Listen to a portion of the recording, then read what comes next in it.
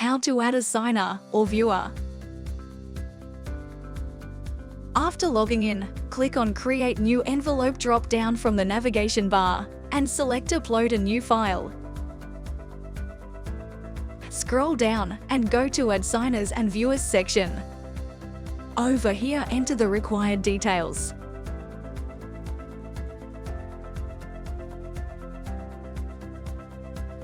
You can select your role between signer and viewer.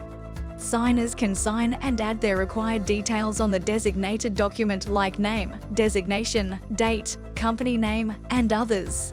But the viewers, on the other hand, cannot add or delete any information on the document.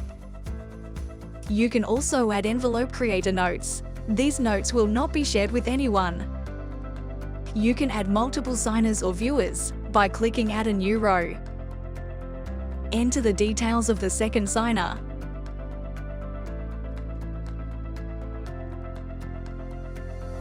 You can also set signing order by clicking on this checkbox over here. That's it for today. Document verification using globally patented technology. Thank you for watching.